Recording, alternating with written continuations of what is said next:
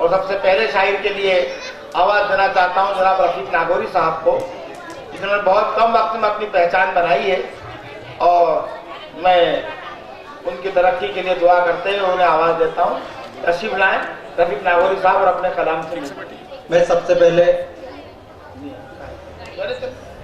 Doctor जिया राणा साहब और शबनम साहिबा को मुबारकबाद देता हूँ कि उन्होंने इतनी खूबसूरत अदबी महफिलियाँ सजाई और यहीं से अपनी बात शुरुआत करता हूँ। जिया साहब, ये हुक्म की न कोई हुकूमत की बात है, ये हुक्म की न कोई हुकूमत की बात है, बस आपकी हमारी मोहब्बत की बात है। मुझ खाकसार को जो बुलाया है आपने, ये मेरे वास्ते बड़ी इज्जत की बात है, ये मेरे वास्ते बड़ी इज्जत की बात है। एक कथा पेश करता हूँ।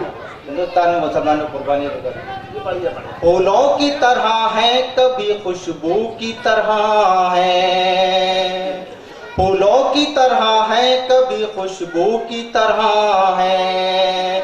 भारत में मुसलमान तो उर्दू की तरह हैं। भारत हमारे तराना क्षेत्र के लोकप्रिय विधायक जनाब अनिल जी फिरोजिया साहब तशरीफ लाए हैं, तालियों से इस्तकबाल करिएगा जनाब अनिल जी फिरोजिया। फूलों की तरह है, कभी खुशबू की तरह है। भारत में मुसलमान तो उर्दू की तरह है। जब वक्त पड़े जान भी देते हैं वतन पर,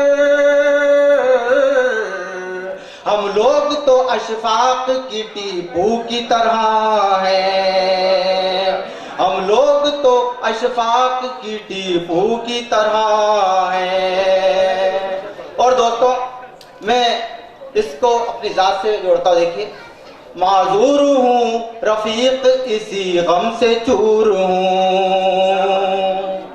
पैरों की वजह से मैं शहादत से दूर हूँ। सरहद पे जाके लड़ना तो बस में नहीं मेरे, फिर भी वतन का अपने सिपाही जरूर हूँ। बहुत बहुत फिर भी वतन का अपने सिपाही जरूर हूँ। ये कथा भी समाज बर्बाद। हर वक्त मेरे साथ में मेरा खुदा तो है, ये सच है मेरे साथ में माँ की दुआ तो है। ये मानता हूँ तन से मैं कमजोर हूँ, मगर ताकत नहीं है फिर भी मेरा हौसला तो है, ताकत नहीं है फिर भी मेरा हौसला तो है। ये तहत में हजरत पता समाज फरमाए। वक्त को अपना तरफदार बनाया मैंने, वक्त को अपना तरफदार बनाया मैंने, खुद को तूफानों में पतवार बनाया मैंने तलवार पे खंजर पे भरोसा न किया, अपनी हिम्मत ही को हथियार बनाया मैंने।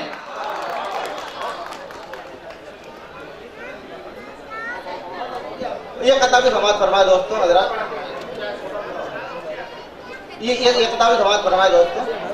अज़्म की दास्तान जारी है, अज़्म की दास्तान जारी है, हर घड़ी इम्तिहान जारी है करिश्मा ये मेरी हिम्मत का, पर कटे हैं उड़ान जारी है।